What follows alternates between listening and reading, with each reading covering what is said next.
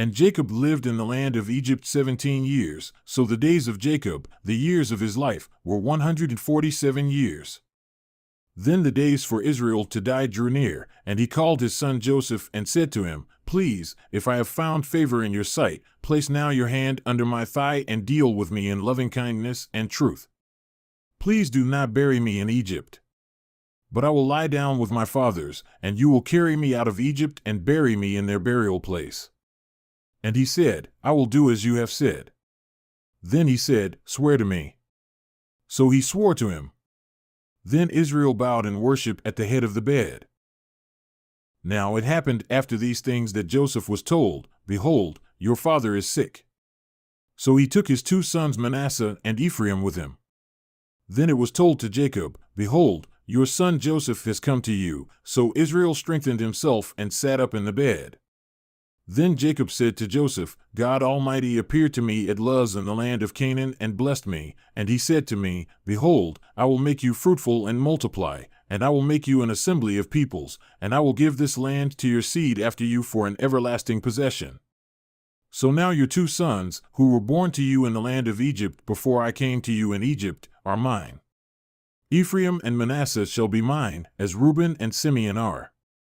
But your kin that have been born after them shall be yours, they shall be called by the names of their brothers in their inheritance. Now as for me, when I came from Paddan, Rachel died, to my sorrow, in the land of Canaan on the journey, when there was still some distance to go to Ephrath, and I buried her there on the way to Ephrath, that is, Bethlehem. Then Israel saw Joseph's sons and said, Who are these? And Joseph said to his father, They are my sons, whom God has given me here. So he said, Bring them to me, please, that I may bless them. Now the eyes of Israel were so dim from age that he could not see. Then Joseph brought them close to him, and he kissed them and embraced them. Then Israel said to Joseph, I never expected to see your face, and behold, God has let me see your seed as well. Then Joseph took them from his knees and bowed with his face to the ground. And Joseph took them both, Ephraim with his right hand toward Israel's left, and Manasseh with his left hand toward Israel's right, and brought them close to him. But Israel stretched out his right hand and laid it on the head of Ephraim, who was the younger, and his left hand on Manasseh's head, crossing his hands, although Manasseh was the firstborn. And he blessed Joseph and said, May the God before whom my fathers Abraham and Isaac walked, the God who has been my shepherd throughout my life to this day, the angel who has redeemed me from all evil, bless these boys, and may my name live on in them, and the names of my fathers Abraham and Isaac, and may they grow into a multitude in the midst of the earth. But Joseph saw that his father set his right hand on Ephraim's head, and it was displeasing in his sight, so he took hold of his father's hand to remove it from Ephraim's head to Manasseh's head. And Joseph said to his father, Not so, my father, for this one is the firstborn. Place your right hand on his head. But his father refused and said, I know, my son, I know, he also will become a people, and he also will be great. However, his younger brother shall be greater than he, and his seed shall become the fullness of nations. And he blessed them that day, saying, By you, Israel will pronounce blessing, saying, May God make you like Ephraim and Manasseh. Thus he put Ephraim before Manasseh. Then Israel said to Joseph, Behold, I am about to die, but God will be with you and will bring you back to the land of your fathers. And I give you one portion more than your brothers, which I took from the hand of the Amorite with my sword and my bow. Then Jacob summoned his sons and said, Gather together that I may tell you what will befall you in the last days. Assemble together and hear, O sons of Jacob, and listen to Israel your father. Reuben, you are my firstborn, my might and the beginning of my vigor, preeminent in dignity and preeminent in strength. Uncontrolled as water, you shall not have preeminence, because you went up to your father's bed, then you defiled it, he went up to my couch. Simeon and Levi are brothers, their swords are implements of violence. Let my soul not enter into their council, let not my glory be united with their assembly, because in their anger they killed men, and in their self-will they hamstrung oxen. Cursed be their anger, for it is strong, and their wrath, for it is cruel. I will divide them amongst Jacob, and scatter them in Israel. Judah, as for you, your brothers shall praise you, your hand shall be on the neck of your enemies, your father's sons shall bow down to you. Judah is a lion's whelp, from the prey, my son, you have gone up. He crouches, he lies down as a lion, and as a lioness, who dares rouse him up?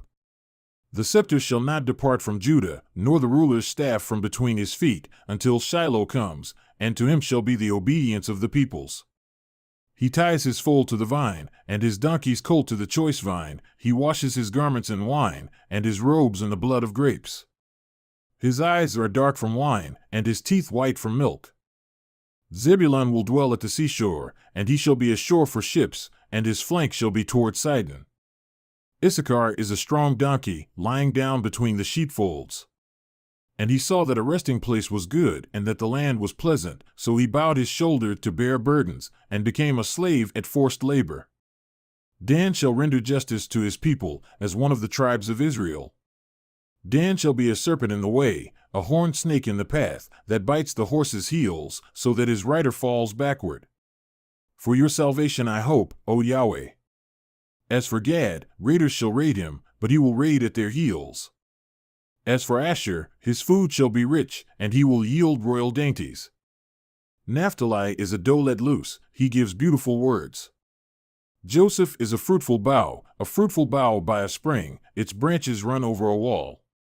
And the archers bitterly attacked him and shot at him, and they bore a grudge against him, but his bow remained firm, and his arms were agile, from the hands of the mighty one of Jacob. From there is the shepherd, the stone of Israel, from the God of your father who helps you, and by the Almighty who blesses you with blessings of heaven above, blessings of the deep that lies beneath, blessings of the breasts and of the womb. The blessings of your father have surpassed the blessings of my ancestors up to the utmost bound of the everlasting hills. May they be on the head of Joseph, and on the top of the head of the one distinguished among his brothers. Benjamin is a ravenous wolf. In the morning he devours the prey, and in the evening he divides the spoil. All these are the 12 tribes of Israel, and this is what their father spoke to them. So he blessed them. He blessed them, every one with the blessing appropriate to him. Then he commanded them and said to them, I am about to be gathered to my people. Bury me with my fathers in the cave that is in the field of Ephron the Hittite, in the cave that is in the field of Machpelah, which is before Mamre, in the land of Canaan, which Abraham bought along with the field from Ephron the Hittite as a possession for a burial site. There they buried Abraham and his wife Sarah, there they buried Isaac and his wife Rebekah, and there I buried Leah, the field and the cave that is in it, purchased from the sons of Heth. So Jacob finished commanding his sons. And he drew his feet into the bed and breathed his last and was gathered to his people. Then Joseph fell on his father's face and wept over him and kissed him. And Joseph commanded his servants the physicians to embalm his father. So the physicians embalmed Israel. Then the 40 days to do this were fulfilled, because in this manner the days of embalming are fulfilled. And the Egyptians wept for him 70 days. Then the days of weeping for him were past, and Joseph spoke to the household of Pharaoh, saying, If now I have found favor in your sight, please speak in the ears of Pharaoh, saying, My father made me swear, saying, Behold, I am about to die, and my grave which I dug for myself in the land of Canaan, there you shall bury me. So now, please let me go up and bury my father, then I will return. And Pharaoh said, Go up and bury your father, as he made you swear. So Joseph went up to bury his father, and with him went up all the servants of Pharaoh, the elders of his household, and all the elders of the land of Egypt, and all the household of Joseph and his brothers and his father's household. They left only their little ones and their flocks and their herds in the land of Goshen. There also went up with him both chariots and horsemen, and it was a very immense camp. And they came to the threshing floor of Atad, which is beyond the Jordan, and they lamented there with a very great and immense lamentation, and he observed 7 days of mourning for his father. Now the inhabitants of the land, the Canaanites, saw the mourning at the threshing floor of Atad, and they said, This is an immense mourning for the Egyptians. Therefore it was named Abel-Mizraim, which is beyond the Jordan. Thus his sons did for him as he had commanded them. Indeed, his sons carried him to the land of Canaan and buried him in the cave of the field of Machpelah before Mamre, which Abraham had bought along with the field for his possession as a burial site from Ephron the Hittite. After he had buried his father, Joseph returned to Egypt, he and his brothers, and all who had gone up with him to bury his father. Then Joseph's brothers saw that their father was dead, and they said, "What if Joseph bears a grudge against us and returns back to us all the evil which we dealt against him?" So they sent a message to Joseph, saying, "Your father commanded before he died, saying, 'Thus you shall say to Joseph, Please forgive, I beg you, the transgression of your brothers and their sin, for they dealt evil against you. So now, please forgive the transgression of the slaves of the God of your father.' And Joseph wept when they spoke to him. Then his brothers also came and fell down before him and said, 'Behold, we are your slaves.' But Joseph said to them, 'Do not be afraid, for am I in God's place? As for you, you meant evil against me, but God meant it for good in order to do what has happened on this day, to keep many people alive. So now, do not be afraid, I will provide for you and your little ones.' And he comforted them and spoke to their heart. Now Joseph stayed in Egypt, he and his father's household, and Joseph lived 110 years. And Joseph saw the third generation of Ephraim's sons, also the sons of Machir, the son of Manasseh, were born on Joseph's knees. And Joseph said to his brothers, 'I am about to die, but God will surely take care of you and bring you up from this land to the land which he swore to Abraham, to Isaac, and to Jacob.' Then Joseph made the sons of Israel swear, saying, 'God will surely take care of you, and you shall carry my bones up from here.' So Joseph died at the age of 110 years, and they embalmed him, and he was placed in a coffin in Egypt.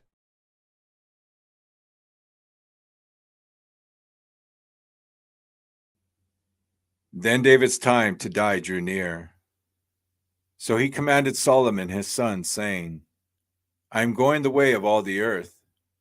So you shall be strong and be a man, and you shall keep the responsibility given by Yahweh your God, to walk in his ways, to keep his statutes, his commandments, his judgments, and his testimonies, according to what is written in the law of Moses, that you may be prosperous in all that you do and wherever you turn, so that Yahweh may establish his promise, which he spoke concerning me, saying, if your sons keep their way to walk before me in truth, with all their heart and with all their soul, he said, you shall not have a man cut off from the throne of Israel.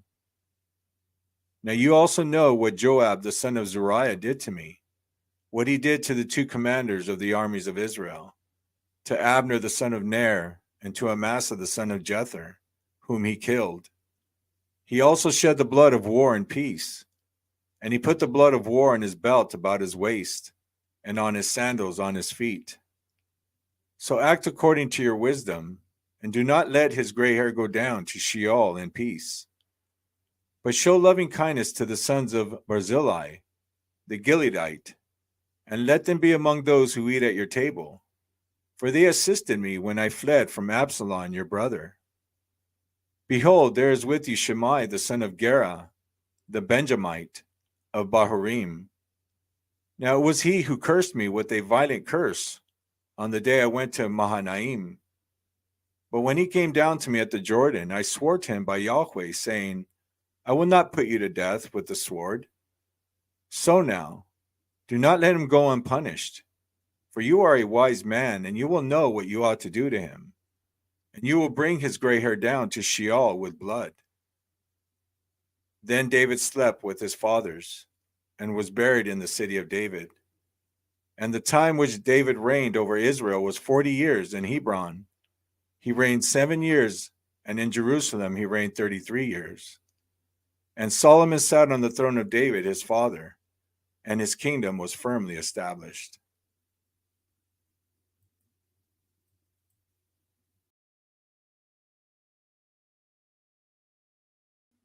We give thanks to God the Father of our Lord Yeshua the Messiah, praying always for you, having heard of your faith in Messiah Yeshua, and of the love which you have towards all the holy ones, because of the hope which is laid up for you in the heavens, of which you heard before in the word of the truth of the good news, which has come to you, even as it is in all the world, and is bearing fruit and growing, as it does in you also, since the day you heard and knew the grace of God in truth, even as you learnt from Epaphras, our beloved fellow servant, who is a faithful servant of Messiah on your behalf, who also declared to us your love in the Spirit.